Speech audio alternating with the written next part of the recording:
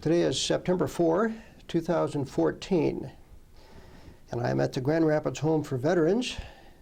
We're interviewing Buford North, a World War II U.S. Navy veteran. Buford was born October 22, 1922, and he resides here at the Grand Rapids Home for Veterans at 3000 Monroe Avenue Northwest, Grand Rapids, Michigan, 49505. And I, the interviewer, am Wallace Erickson, and I'm a volunteer interviewer through the auspices of the History Department at Grand Valley State University, Allendale, Michigan.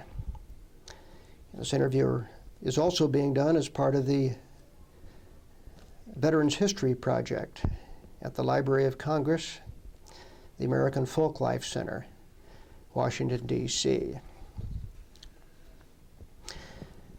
Buford, let me ask you to state your name and your date of birth, please. State it? Your full name? Full name, Buford North. And I was born in, I think it was, it's been so long ago, in Paragould, Arkansas. And your date of birth? 10/22/22.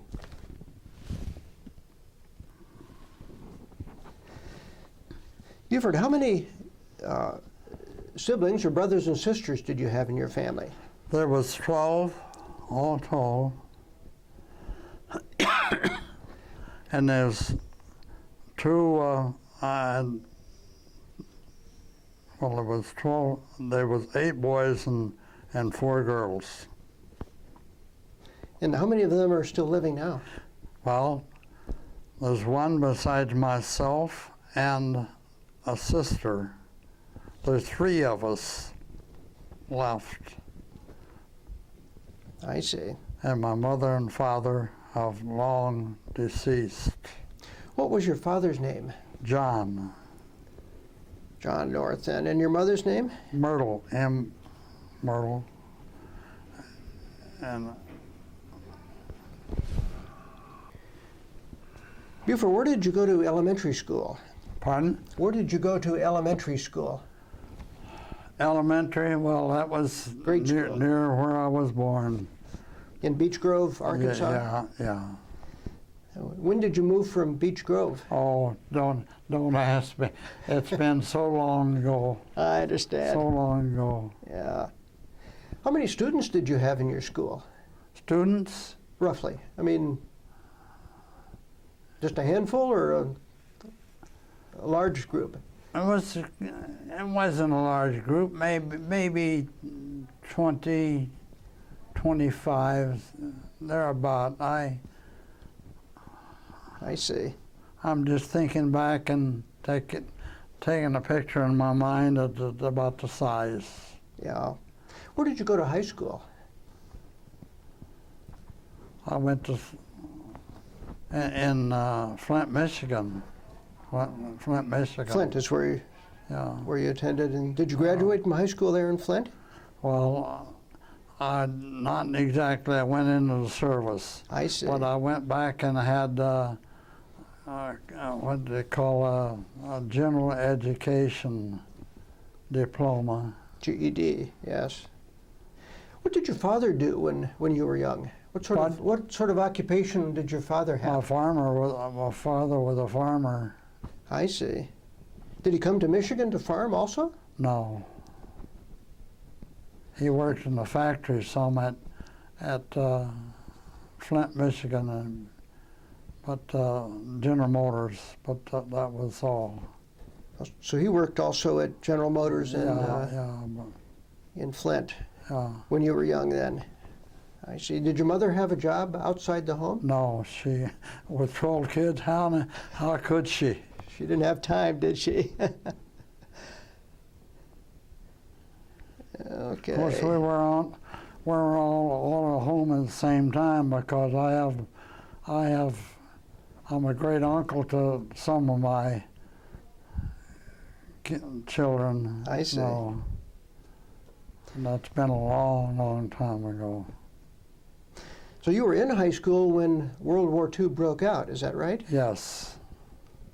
How close were you to graduation? What year were you in high school? 11th. 11th grade?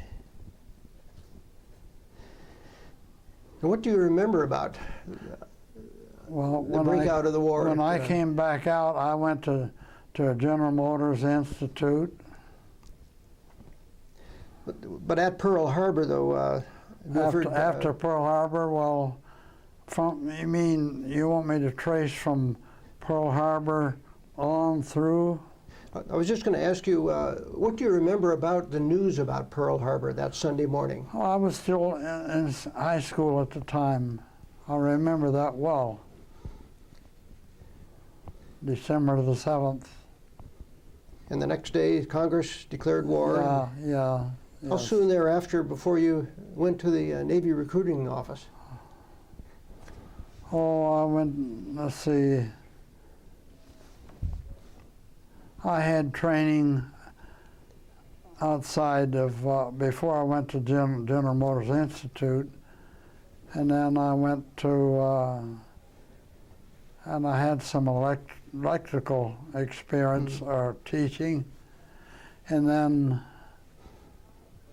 I got my rate in when I was in the Navy because I qualified for electrician aboard ship. But let me ask about your enlisting in the Navy. After Pearl Harbor, how much time transpired? Everybody was emotional Sure. and this and that. So, and I had received my papers to go into the Army. Oh, I see. And I thought, well, I had a brother that was already in the Army, and he made the invasion in Africa and went on through there, and he was wounded, and I believe it was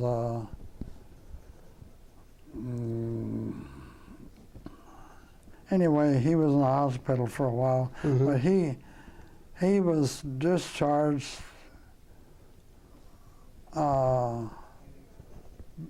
just about the time I went into the Navy. Okay, so that was about the time that you enlisted. I had I had received my notice for taking an examination for the Army, and so I sort of decided I didn't want to, after hearing what he went through, I decided I wanted to be in the Navy. I see. So I went and enlisted in the Navy, and I went right away. Do you remember roughly when that was? What year? What month? Well, it was not long. I can't put my finger on the date exactly, but it was maybe 6 months after Pearl Harbor. I see. And I had training in the Navy.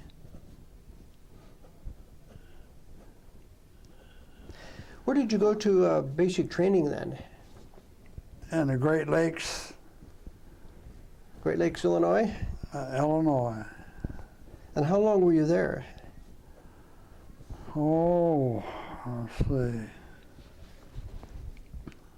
I can't state the exact time. Let's see. I was in a full. I think I left from there and went down to Louisiana, and I was assigned the destroyer, and then I waited for that until we had training down there, and then I went to Orange, Texas, and we put the ship in a commission. Before I was assigned I think I was assigned the ship before I went down there because it was near where I would be catching the ship. I see. So, Well, going back to your basic training, do you remember any of your fellow trainees or your drill instructors or anything like that? I can't remember their names. It's been so long ago. I see. Probably some of them have passed away. Some of them have, because of the after. What did it feel like for the first few days in the service when you were in Navy Well, it was a different life. training? I A see. different life, because I left all these other things behind. And then like they told me, and we'd have little symposiums and all, and so you guys are in the Navy, you're not anywhere else. Excuse me. So that was our home for three, let's see, from, what did I say, 40? For about 6 months after Pearl Harbor until Until you were assigned to June, I Louisiana. think it was. June the 10th is when we got hit and sunk at Okinawa. And then, I went back down to San Diego, and I was there waiting to be processed to be discharged. Mm-hmm. Now, I'd like to go a little bit slower through your career with the Navy if I could, Buford. But yeah, let me ask you, how did you get through your basic training or boot camp? I done quite well. I done quite well. I was good, I guess as good as the other guys did. we had quite, You got to follow instructions and Yeah. what was your drill instructors? and we'd have gunnery practice over on Lake Michigan. And shoot it at sleeves being pulled by a plane, you know. Over the lake then, is that Yeah. right? And then from there on, I went down. I was assigned to the ship, and then I went down to New Orleans, I believe it was, and then over to Orange, Texas, where the ship was being built. I see. That pretty well covers the tracks. And that was right after, you went down to Louisiana right after boot camp, is that right? Yeah, yeah. I see. Then we had a lot more gunnery practice while waiting for the ship to be kind of missing, because they didn't want us running around with nothing to do. So the ship was still being outfitted It was still being built. at the time you got there. Yeah, What was the ship that you joined? What was the name and the hull number? Porter, William D. Porter, And DD 579. DD 579. And they had one ship, one destroyer that had 3-inch guns, and we had 5-inch guns. And if you want all the ornaments on it, 40 millimeters, anti-aircraft guns, twin mounts, and 5-inch guns. This was a destroyer then, is that Yes. right? The Porter was. I see. 5-inch guns. How many crew did you have on board? Three, but I think our complement was 350 or something like that. I see. I think it expanded a little bit as we went on because they found out they needed more guys for the guns. And we had 20 millimeters on both sides of the ship. And then we had depth charges as 250 pounds that we called them K-guns. They were they were mounted on K guns because they were across. They were mounted on a something like this, and then they were across this. We call them K guns. That was 20. That was depth charges, and we had 5. Let's see. There was 2 banks of large, of 500 pounds each, on the fantail of the ship. They rolled, when they cut them loose, they'd roll down, they'd set the depth charges for them to go off at a certain depth, and then they'd release one, and that would roll off. Of course, we'd be moving away from it. So be behind you. And when they would go off, the ship would, fantail of the ship would go up a little bit. I'll bet. And, now, what was your specialty then, Buford? I was an electrician. I see. And I have a picture of myself with a couple other guys from Pontiac, one from Pontiac and one from Detroit, in this bank of pictures, what I have. And we had our uniforms on. Where did you learn about the electrician trade? When I learned about it, I wanted to learn something about, because they needed electricians aboard. Did you go through Navy training though for electricians? I got some, yes. So before mainly from GMI and then afterwards, well, I had all kinds of training. But did the Navy send you to electrician school or anything like that prior to joining? Not any specialist school. So, but I learned about electricity. I done some house wiring, but before you went in the Navy, then? Yeah. I see. That's kind of hard to. Maybe I got a cart for the horse. I don't know. Now, when your assignment on the ship, were you with a specific division on the ship, or? Well, we were in the electrical division. That's all I know. I see. Okay. And what was your rank initially, then, Buford? Oh, when I came out, I was up for the second class, but I retired. I still had the third class. I see. Up for second, but still had the third. And do you But recall when our ship was lost, everything, it was 10 days after we lost our ship until the war was over, and everything sort of went boof. Mm-hmm.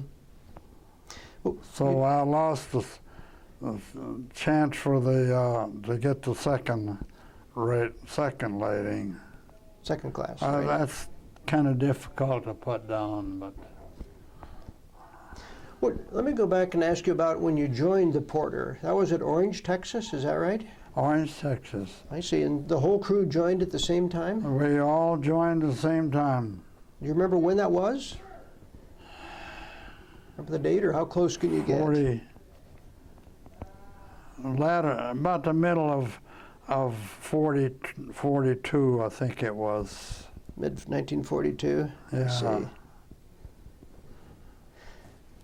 Did you sail right away for combat, or did you do shakedown cruises? Well, after we put the ship in commission, why everybody went aboard, and we went down to across the Gulf of Mexico. And where did you head from that? And then we had more training with guns and things that were aboard the ship, and Gunnery training became then? more acquainted with what was on the ship. Did you do that in the Gulf of Mexico or the Atlantic, or? No, after that we were picked to help in the ship that we took the President Roosevelt down to Dakar, South Africa. That was for a meeting with the Allied other Allied commanders? He was. I think they call it a Big Three or a Big Four meeting. Mm-hmm. That's when they were starting. I had my older brother, went through all of that down there, and then over into Sicily.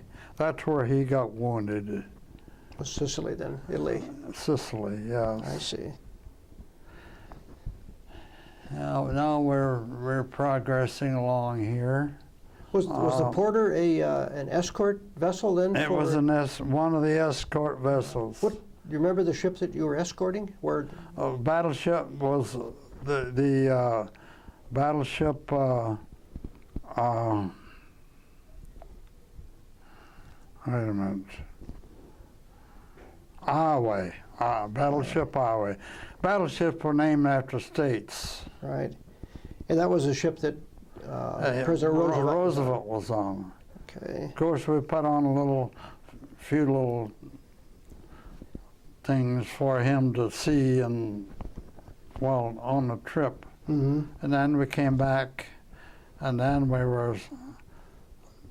already, we hadn't been assigned the porter yet, but we went down to the Panama Canal, and that was an experience. Was that on the Porter also through the Panama? Yes, we had training down in Cuba, and Bermuda, and Trinidad. So that was on the Porter then, where you trained there then? Yeah, that was after we had the porter in the commission. It was I see. already. Sort of Trinidad and also Bermuda. Trinidad. Then we went through the Panama Canal. That was before. That was before we went through the Panama Canal and joined the Pacific Fleet. Oh, I see. Okay, that was after escorting President Roosevelt to South Africa. Did you put on a torpedo demonstration for President Roosevelt? Oh yeah, gunnery practice and this and that. Mm-hmm. And while we were in motion, we were going through, and a little bit of a show for him, I guess. What did you do for the torpedo demonstration? How did that go? Well, down in Bermuda, not from Bermuda, but down in Trinidad, is where we had torpedo practice by the planes dropping torpedoes down to try to hit us. Oh, I see.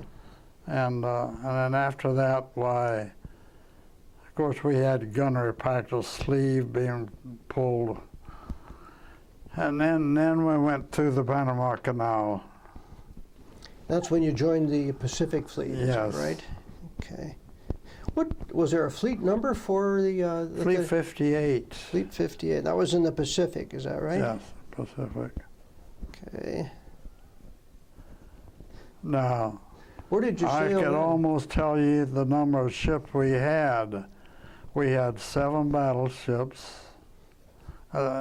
Fleet 58 consisted of 7 battleships, 7 heavy and light cruisers. And also destroyers? 14 destroyers. And 2 Australian ships had joined us. I see. And where were you headed? Where did you? We were headed for the Philippines. In any specific area there? Was that Manila or Leyte or where? This is sort of giving you a running synopsis or whatever you call it. And the the two Australian ships, we went for the bombardment for the invasion of the big island Luzon in the Philippines. So they all participated in the bombardment there, is that right? And that's where the two Australian ships, they wanted to go in first. The big Lingayen Gulf in the Philippines went like this. It protruded out here, and it went way around like this. So we were in there as kind of checkerboard style. One ship here, one ship over here, one ship over there. And the two Australian ships wanted to go in first. Well, they got the one of the Japanese shore batteries, and they had holes punched in them big enough we could run these cars through. Then they departed back to Australia. That they had a short time with us. They took the brunt of the enemy fire then. They lost some men, and after the bombardment for the invasion of Luzon, we lost 2 destroyers because the Japanese were well entrenched along them, because they had shore batteries there, and we lost the 2. Well, the two Australian ships didn't get sunk. So they departed back to Australia for more repairs, and we never saw those until we were down to Australia one time. Took them a while to get refitted, right? Yeah. And so after Luzon, where did you go? well, we went back for different invasions, bombarded for different invasions. We were there before the American troops went back in. See, we went to soften up the shore batteries. And did you go up to the Aleutian Islands at all? yeah. Off Alaska? Oh yeah, I was up in Alaska, and we made 2 bombardment runs from Adak, Alaska, down to the Dutch Islands. Dutch Harbor? Or the Dutch Islands. The Dutch Islands. They Okay. call them Dutch Islands that protruded down. Japanese still had it. Oh, And we would, of course, I don't think I should have to tell you about the conditions we went. We went when the ocean was smooth and the fog was so thick you could cut it with a knife, like you could cut a piece of it out with a knife. And we did that because we didn't have planes of our own for coverage. But we could hear the Japanese planes up over us, but they couldn't. So we beat it back to home base, to Alaska. And then we went down through the Panama Canal. See how I've kind of got this a little bit mixed up. Oh, that's all right. Shortly after that, back down to Pearl Harbor, and then down to the Panama Canal and over and join the fleets. I see. That pretty well covers what I had in the Atlantic. And then we joined the fleet, and then we went from there on bombarding, joined the fleet. You eventually wound up in off Okinawa, is that right? Yes, in we bombardment there? finally got hit. We were about 50 miles off Okinawa. We'd have sometimes close to 30 planes come in, Japanese planes come on us. Were you there Yes. off Okinawa to bombard Yes. Okinawa prior to the Yes. landing? Yes. When we got to, after we bombarded for the invasion of Okinawa also, We were there 3 days and nights before the Americans came to invade, go ashore in it. But the Japanese had already gone into the mountains and into those caves. And we'd sit back there. The battleship would fire over us because they had a range of about 18 miles. And they could sit back there and we could hear the whistle going over us. Because we were in closer and it looked like when the big 18 inches would hit, like top of the mountain to come off. But they were already back in those caves, and there probably some of them still in there. But I think they were pretty well closed off. How did the Porter get hit then? Was it from those shells or what? It was from a suicide plane. Kamikaze plane? Yeah, a kamikaze. They got to where that they would come skimming across the water like this. And their props would be kicking up the spray, and they would be doing this. But there were more than what we could all shoot down. So anyway, there was two of us. Two of them got us, and one of them hit down in the engine room where I was on a big electrical distributing board.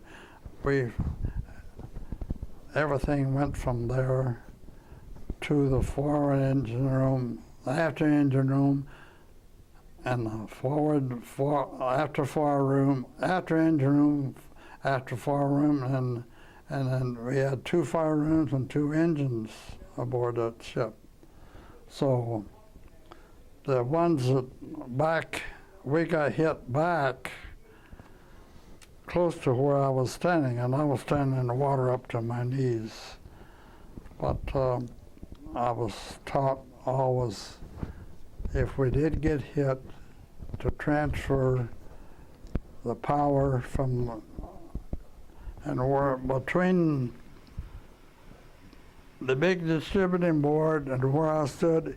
Here was a big generator, electrical generator. And I shut those down. I was taught to shut those down and distribute everything, throw everything back to the forward engine room.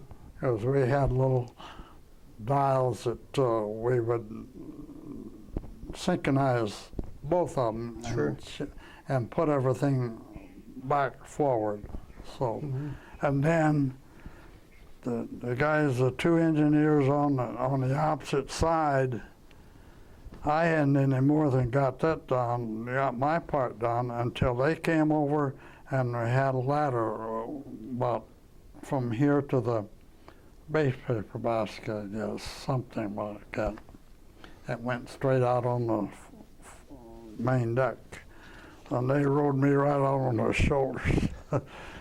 So they came over, they done what they had to do to shut everything off because we knew we were flooded. And then after that, I worked with the guys in sump pumps and electrical things. Were there 2 kamikaze planes that actually hit the Porter?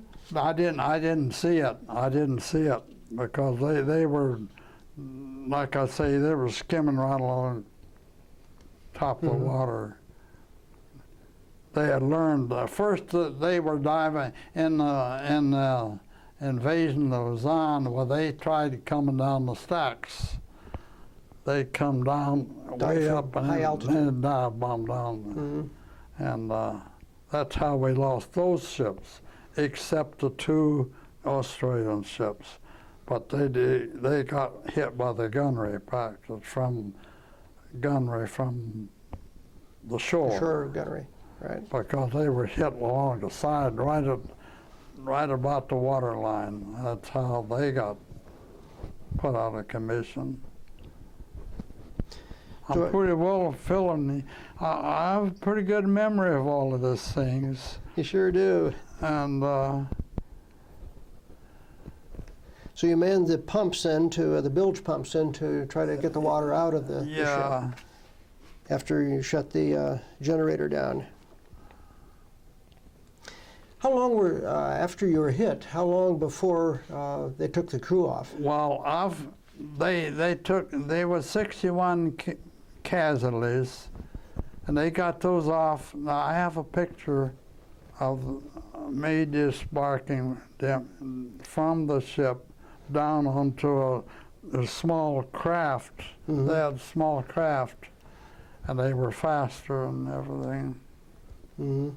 Were these casualties wounded, or were there also dead among the casualties? They were pretty bad, but I don't think they lost any deaths at that time. What sort of time then transpired between the kamikazes hitting the ship and? We kept the ship afloat for about an hour before. I have a picture of it with the bow, just the bow sticking out of the water as it was sinking. We had so sunk stern first. On these small craft, there was a man from the Associated Press in San Francisco, and he got the pictures, and he was nice enough to send us some. He had the address of all the guys, Mm-hmm. so I received those, and I still have them. So there were landing craft that came up beside your ship and took the men off? The man from Associated Press from out of San Francisco. Am I way too fast for you? No, this is fine. Well, you'll probably have to go back over and, do what you have to do. Picked us up what was left aboard to do what we had to do, and then we went into Okinawa and put aboard a transport. An aircraft. A large transport, because it had some Japanese prisoners on it, and we went down to New Guinea. This was a transport ship then, right? Yeah, and then we were issued new clothing because all I had was my pants and a shirt and shoes. Just what you had on at the time, right? So you had some Japanese prisoners on board the ship then also. That they had collected in Okinawa from the Japanese. So it must have been after at least the initial landings. Yeah, when you went to this was Okinawa. a large transport because there was some Navy nurses aboard and these Japanese prisoners, and a few of us guys were passengers. We were assigned a certain area, aboard ship, and down to New Guinea. And from there, we went back to Pearl Harbor again. And then from there to San Francisco. You remember what day that the Porter was hit? You remember the date at all? I think it was June the 10th, somewhere along there. Of 1943? In the morning. 43 or 44? You got me. I gotta think back. That's all right. June 10. That's. Well, I got out of the service. It was in the fall before I got through processing and back home. I see. And I think my book says something about 46 or 46, somewhere along there. Or would that have been I showed you that. 1945 then is when the ship was hit? Just well, before? it was hit in the end of the war? in early 46. But it was hit in June of 1945, several months before. Yeah, about 45.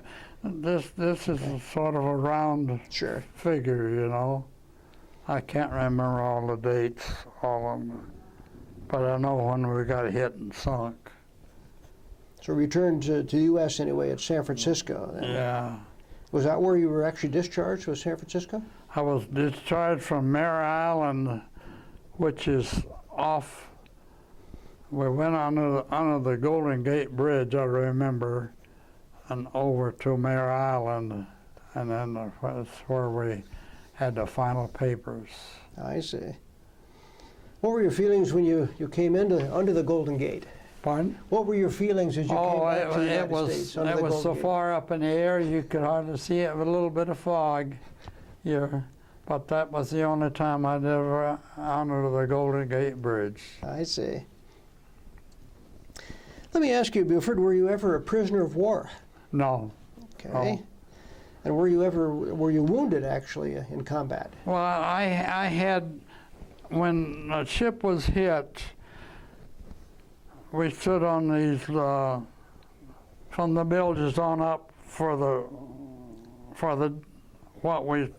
you couldn't, and here we would call it the floor, Mm-hmm. but there was steel decks, steel plates welded on, not welded, but bolted on, Mm-hmm. and the concussions split those bolts. And I was standing like this, where they parted, and one of them hit my knee, and it still bothers me a little bit in bad weather and west weather, but I learned to cope with it. Cope with it. So you weren't. and that's the extent of my injuries. You did not. I assume you did not receive. I didn't have to go to the hospital, Okay. but I had different heat treatments and this and that on it aboard that ship and whatnot. So, I see. But you were not awarded the Purple Heart then, is that right? No. I see. Well, they said that we were put in for it, but we never did get it. I see. I guess we didn't care much after that. You just wanted to see the Golden Gate again, right? Were you awarded any individual medals for bravery? No, not that I know of. Everybody was pretty much the same. I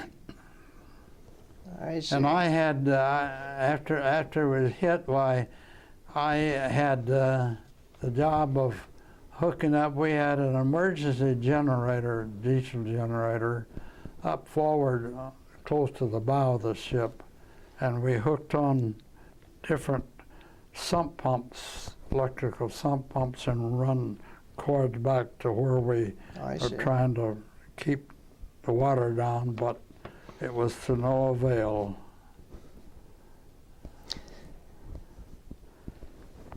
Let me ask you about the life after the service. I went back to General Motors at Buick Motor Division. And you got a job there then? And then I had I already had my electrical experience, and I retired from there in 40. I've been retired for a long time. Was it 1983? Was that when you retired? I'll see, 80. How many years service did you have with GM? Oh Lord, I can't remember.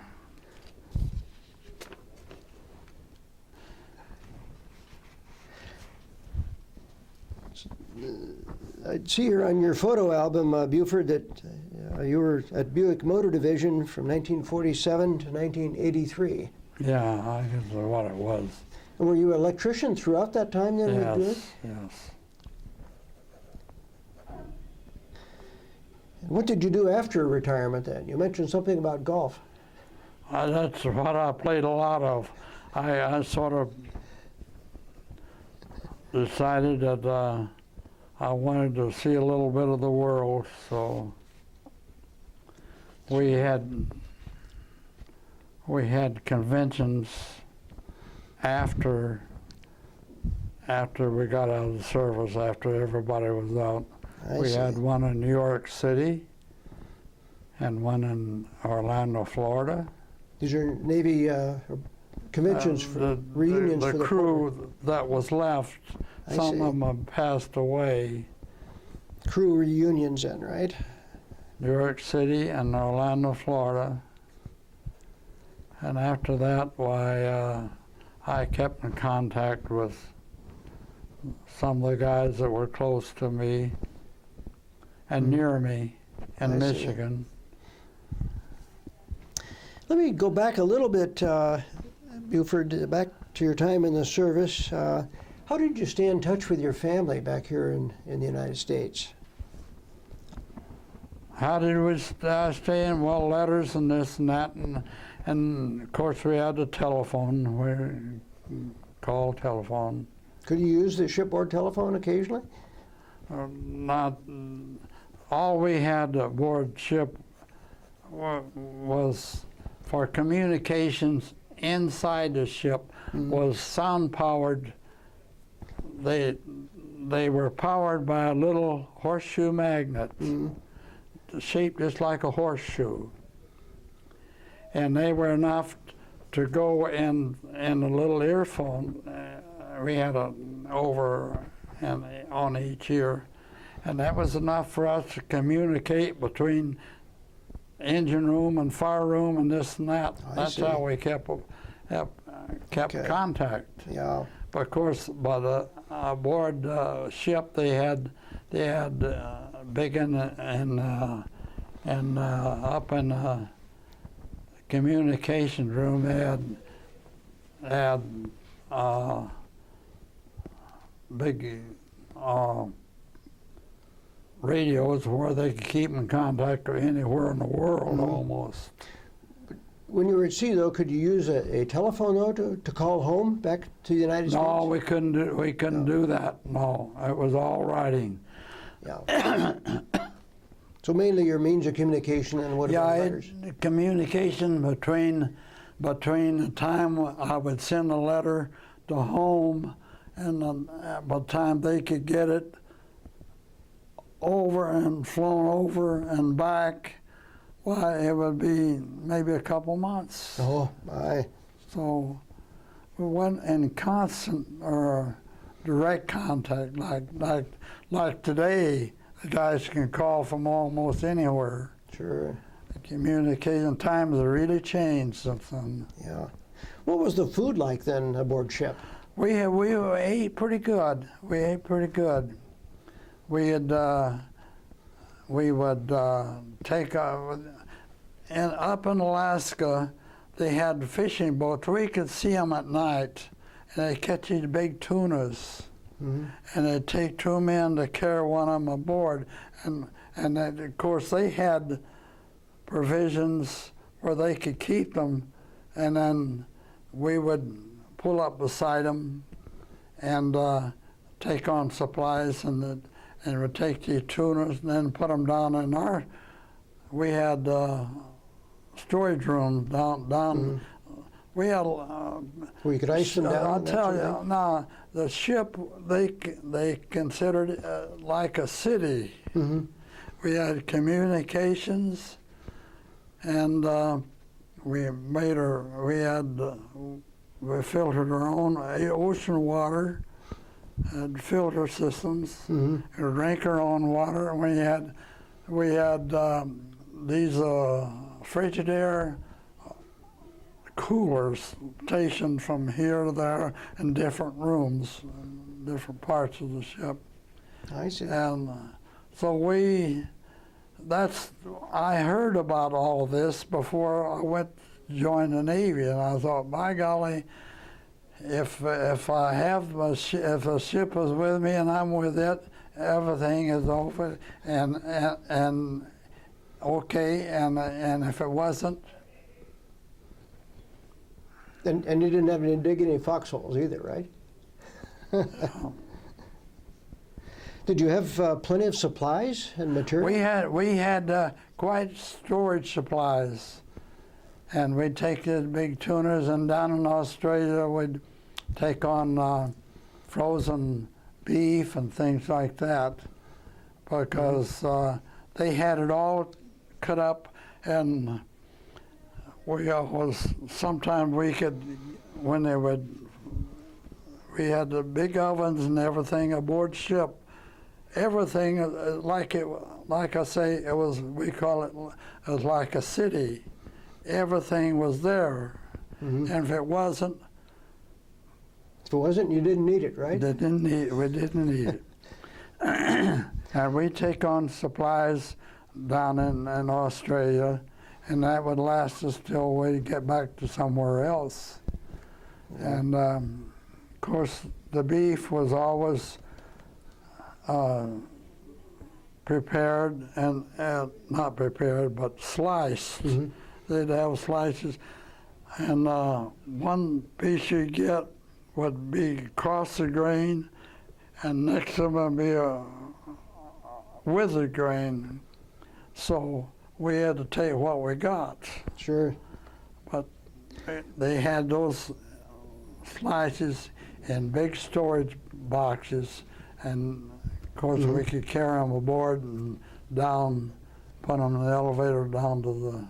What sort of entertainment did you have aboard ship? Pardon? What sort of entertainment did you have aboard ship? Oh, we had little movies and things like that. And we had radios where if in each compartment, if everything was quiet and nothing happening, why they'd pipe even the Bob Hope show and things like that to us. They could pick it up on a big system and aboard ship, and then pipe it down to us. I see. Call piping it down, to us. But if we went to general quarters, boom, everything would be shut off. Turn it off. Nothing. Yeah. Did you travel at all while you were in the service? Travel, I mean, outside your actual duties? No. Okay. No, I was aboard that ship from the time it put into commission until it was sunk. Were there any particular humorous or funny events that occurred? Pardon? Were there any particularly humorous or funny events that occurred? Well, we didn't have any little girly shows or anything like that, but we had movies, and we'd trade them between ships, Oh, I see. The guy would communicate between ships. Do you have this or do you have that? And they'd tell us what they had on their, and we'd decide what we wanted, and we'd have to go and get them, but it wasn't for our. It'd take a little, what we call a whale boat. Like, if you know what the whale boats, like the old timers. Sure. And you've probably seen some of the movies where they'd after whales. Were there any particular pranks or funny things you pulled on other seamen, other members? No, there's nothing like that. We'd have show these movies, and one section would see it one time, another section another time. But that was the source of our entertainment most of the time. And did you take photographs when you were in the Navy? Well, not aboard ship. It was always, if we had at Liberty, after we were sunk, where there was about half a dozen of us together, and we were in San Francisco, and I think I have a picture of myself and two of the guys, one from Pontiac and one from Detroit. And we're in a little club-like thing. This was after you were discharged? After we were waiting to be processed to be sent home. And that pretty much covers my career in the Navy. What did you think of your fellow seamen and also your officers on the ship? Oh, they were pretty nice. They were pretty nice. We did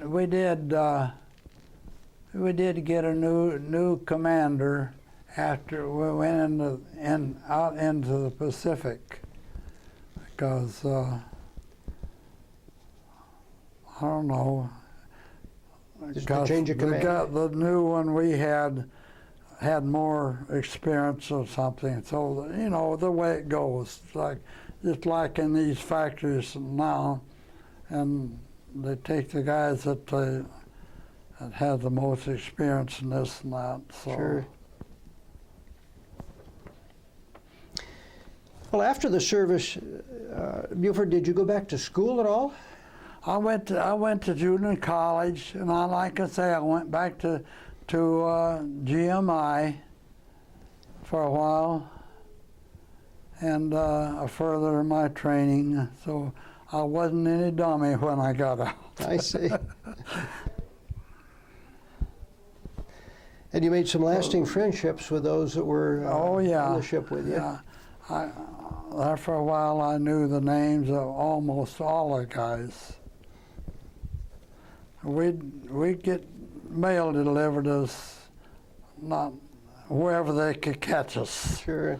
We were here and there in New Guinea and Alaska and all over. You know, I've traveled the Pacific from one side to the other, from north to south, to east to west.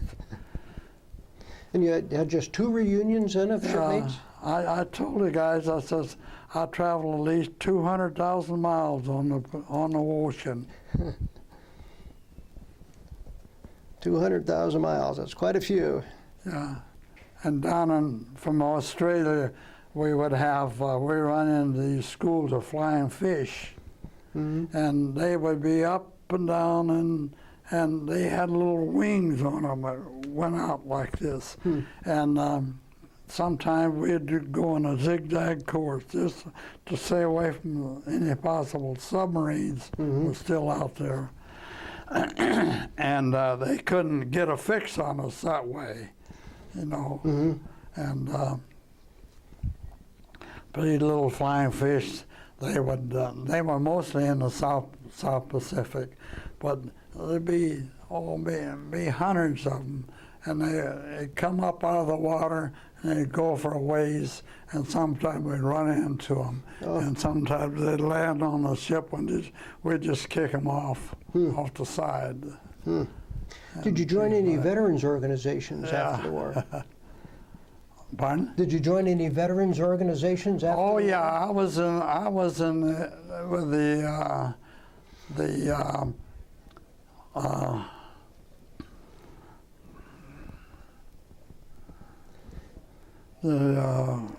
union.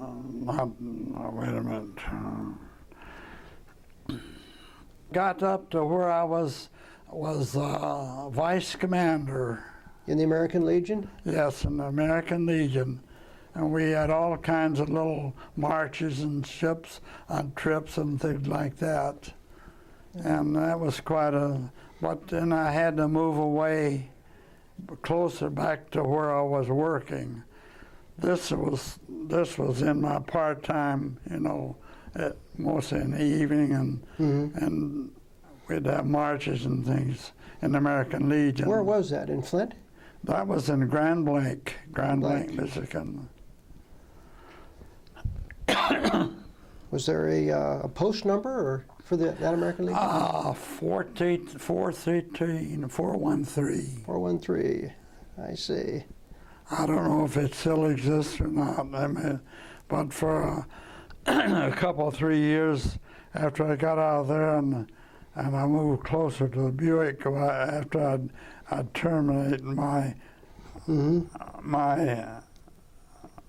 vice commander. I'd run into him once in a while shopping, but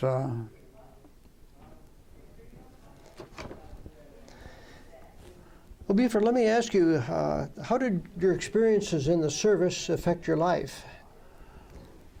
oh,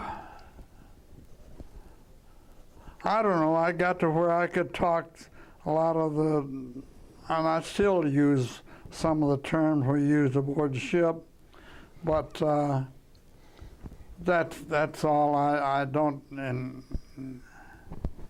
I use like this now and aboard when we take little trips. They take us on little trips now to when you're in places like that, and golf games, and for something or another. While I was talk about getting aboard, knowing all this and that.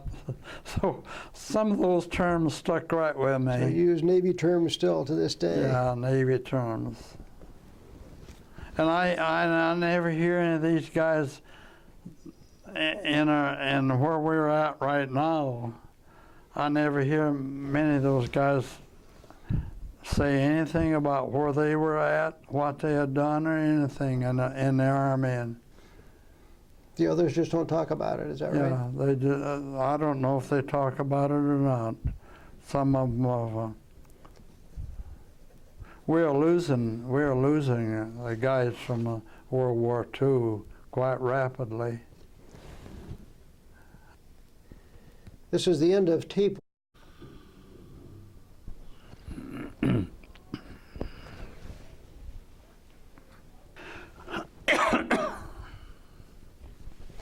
This is tape number 2 of the interview with Buford North on September 4, 2014. We are just about at the end of the audio and video recording here before we record the photographs. I just wanted to ask you, Buford, is there anything further that you would like to add about your service? I was trying to sit here and trying to think about things, but they're sort of minute to what I had, what I told you.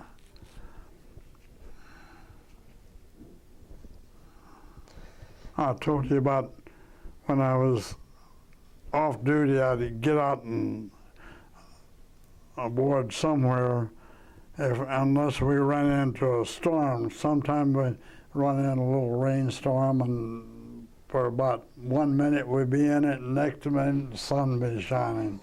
So, but I had a nice tan all over. You mentioned you always carried swimming trunks with you, right? Pacific time. Did you cross the equator? Let me ask you about that when you were in the Navy. No, I got burned one time a little bit, but it only lasted for about 2 or 3 days. They put ointment on me, but other than that. But on the ship, though, did you cross the equator where you did the... Oh, yeah, about 3 or 4 times. Oh, 3 or 4 times crossing the equator. Back and forth to Australia and down to New Guinea and international date line. And I thought when we first crossed the equator, it'd be hotter than 2 peas in a pepper patch, you know. But it wasn't, because I have the guys that say, well, there's people lives on both sides of this thing. And it runs all the way into Africa and India and first something other. Was there a ceremony you did on board ship when you crossed the equator? Not when we, wait a minute, there was 2. We had, when we crossed the international date line and the equator, we had initiations aboard ship. That's one thing I lost. What sort of activity did you have for that? Well, they had the, one of the guys, some of the guys had been across before, because there wasn't all new guys aboard ship, but some of the guys had been on ship before, and Sure. older guys, and some of them had been in. I wanted to tell you about the Arizona. We had a guy that was aboard the Arizona, and he was aboard our ship, but he was a survivor from there. But the ship was turned upside down. Mhm. And they had walkways out on the Arizona where we could walk out on it, and there were still guys entombed down in there. That was the Pearl Harbor. So you were able to visit the Arizona then when you came into Pearl Yeah, Harbor? he happened to be off the ship at the time. I forgot to tell you about that. But anyway. So that was within a year or two after the Pearl Harbor bombing? Yeah, right? yeah.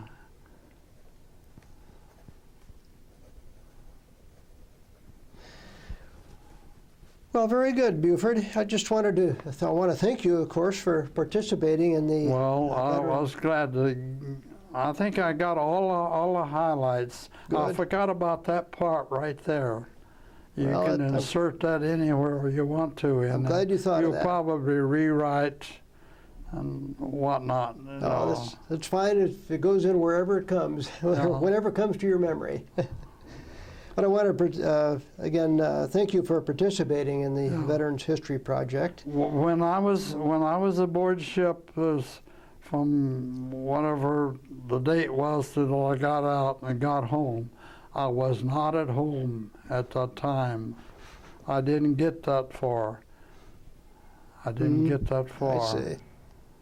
But the Veterans History Project is part of the Library of Congress in Washington, D.C., and that's where the interview will be stored. And it's also, copies will be stored at the History Department at Grand Valley State University. If you ever get any copies, if any of this ever gets in the copies and the paper or anywhere else, why, I would like a copy of it. I'll see that you get a copy of today's interview.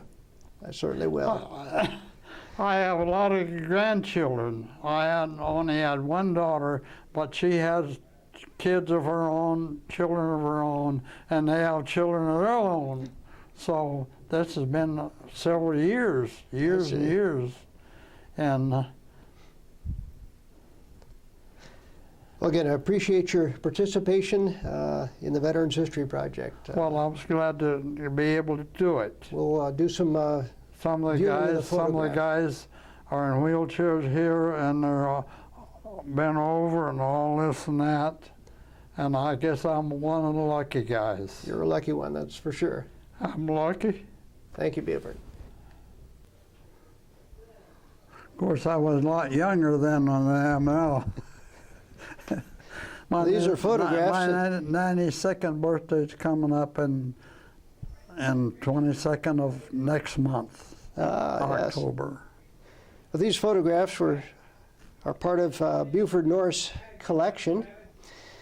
Now, Buford, when was this photograph taken? Just after the war? And this is right after the war, after we lost our ship. I see. Was this in San Francisco? Is where it was San taken? Francisco. And who is this individual? This guy was from Pontiac. And his name is Petrola? Petrola. Is that right? Petrola. And this fellow's name is? Murphy. And that's me. you, Buford North. Okay.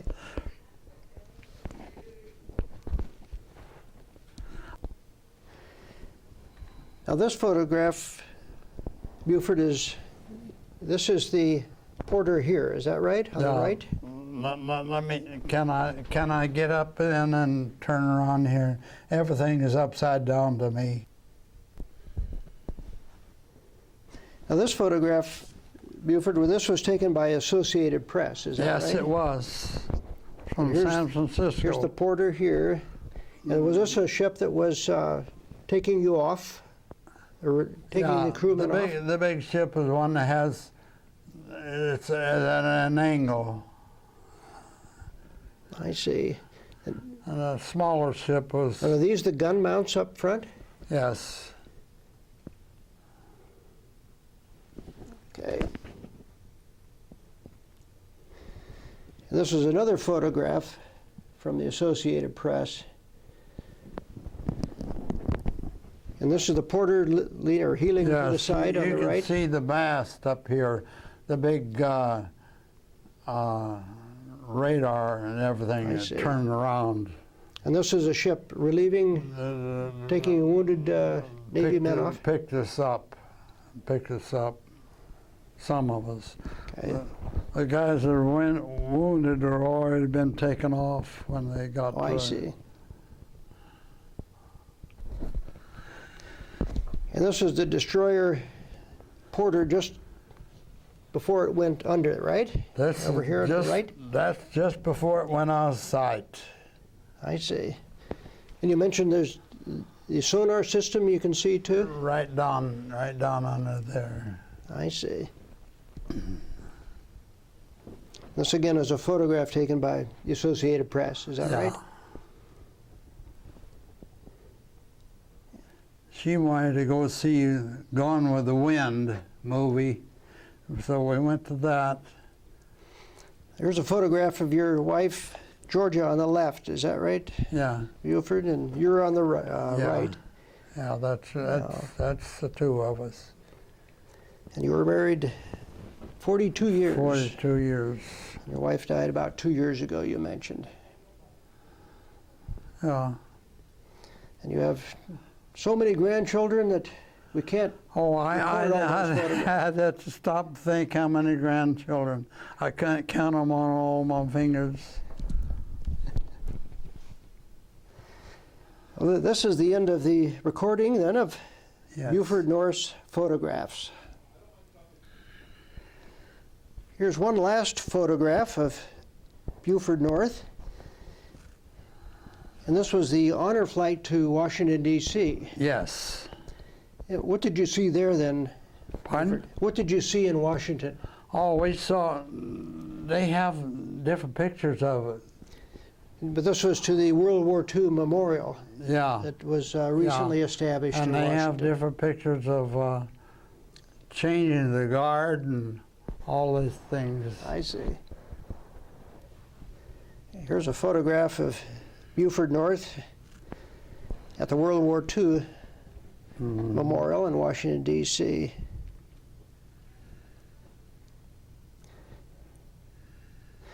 Well, this ends our interview and also our review of Buford's photographs. Again, Buford, I want to thank you for participating in the Veterans History Project.